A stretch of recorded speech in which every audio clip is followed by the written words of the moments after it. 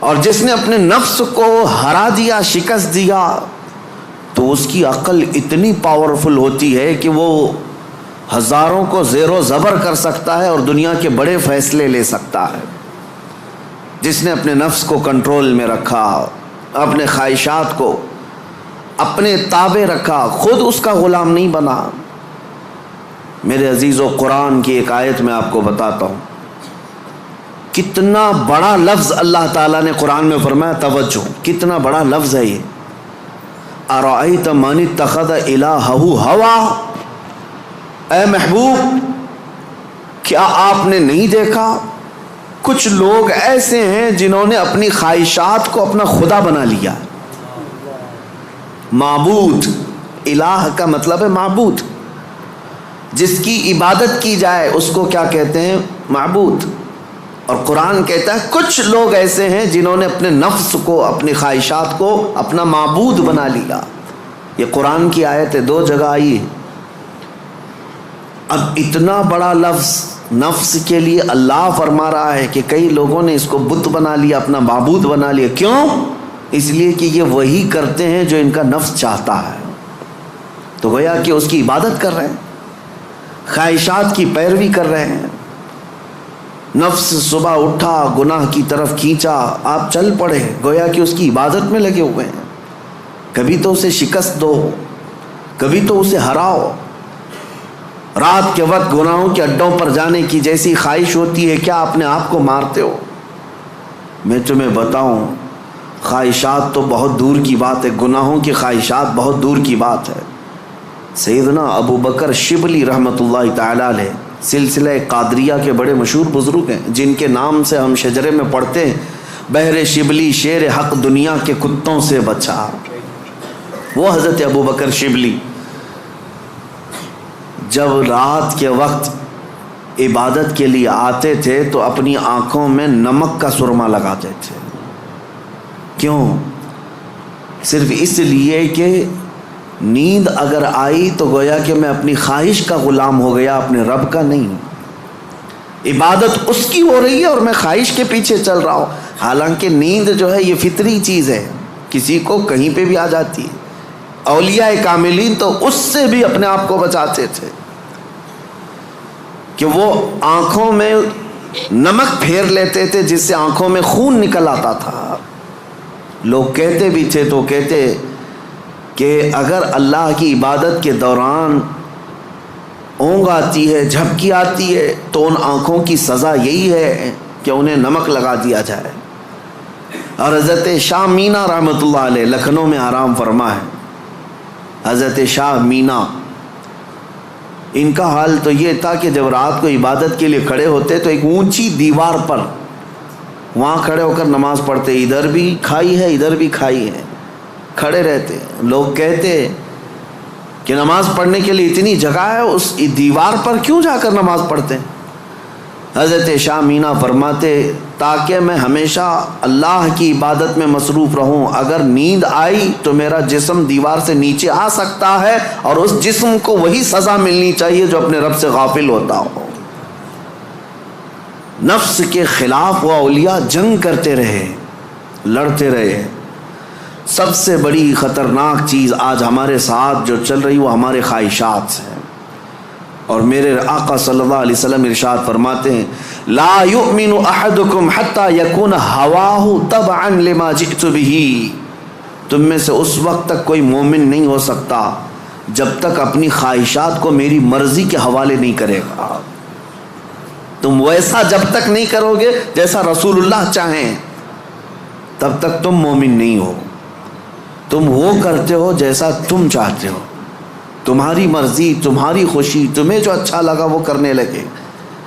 یہ مومن کامل کی علامت نہیں۔ مومن کامل وہ ہے جو اپنی زندگی میں وہ کرے جو رسول پسند کرے، ان کی مرضی کے مطابق۔ میرے عزیزو، خواہشات یہ لامتناہی سلسلہ ہے، نہ ختم ہونے والا سلسلہ ہے۔ کسی بھی خواہش کا کوئی اینڈ نہیں ہے۔ کر کے دیکھ لو، تمہیں اگر دولت کی خواہش پریشان کرتی ہے تو کماؤ کماؤ کماؤ، کہاں تک جاؤ گے؟ کبھی بھی پیٹ نہیں بھر سکتا۔ نبی پاک صلی اللہ علیہ وسلم ارشاد فرماتے ہیں قبر کی مٹی ہی اس کا پیٹ بھر سکتی ہے۔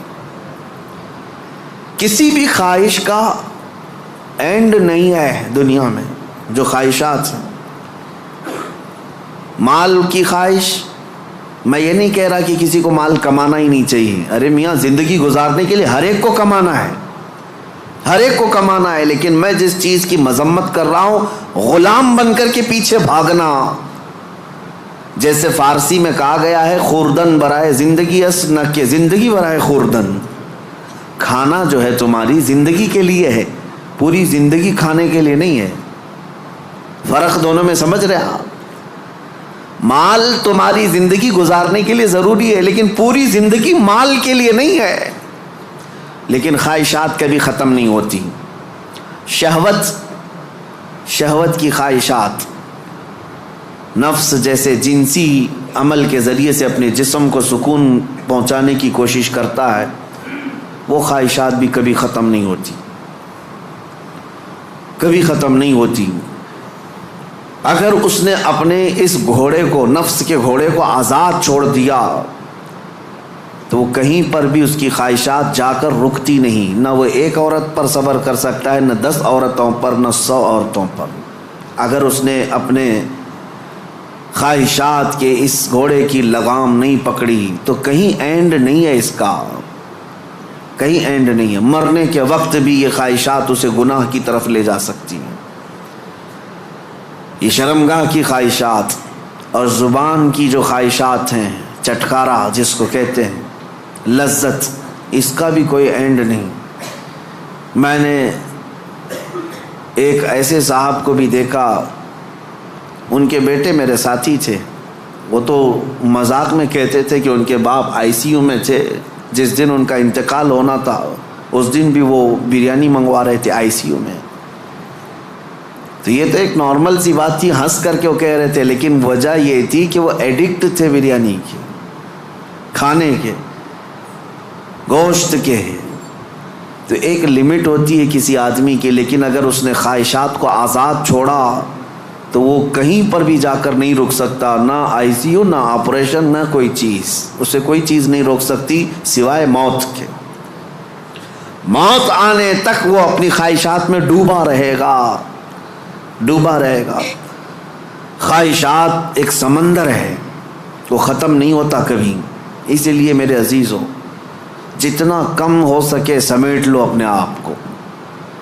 دنیا تمہیں ہاتھ پاؤں مارنے سے کتنی مل سکتی ہے مجھے بتاؤ۔ تم زیادہ سے زیادہ کس قدر اپنے آپ کو دنیا میں خوش رکھ سکتے ہو ان خواہشات کو پورا کر کے؟ کبھی نہیں۔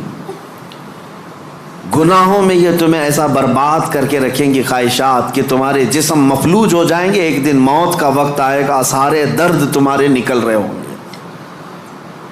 دنیا سے جا رہے ہوں گے، لیکن ہزاروں داغ چھوڑ کر جا رہے ہوں گے زمین پر، اور اسی زمین میں دفن ہونا ہے۔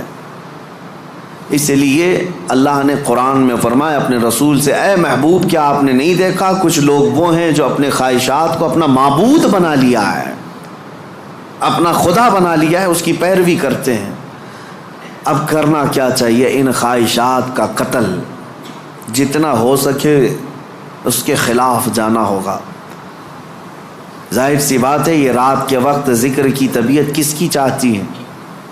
وہ لوگ جن پر اللہ فضل فرمائے، ورنہ اکثر کا جسم آرام چاہتا ہے، دنیا کی طرف جسم کھینچتا ہے، لیکن تم نے اس کو ٹھکرایا اور اللہ کے ذکر کو اپنایا، یہ آپ نے اپنے خواہشات کے خلاف کیا ہے۔ اس کے اجر میں کیا ہے؟ سیدھے قرآن کہتا ہے جنت اس کا ٹھکانہ ہے، جنت اس کا ٹھکانہ ہے۔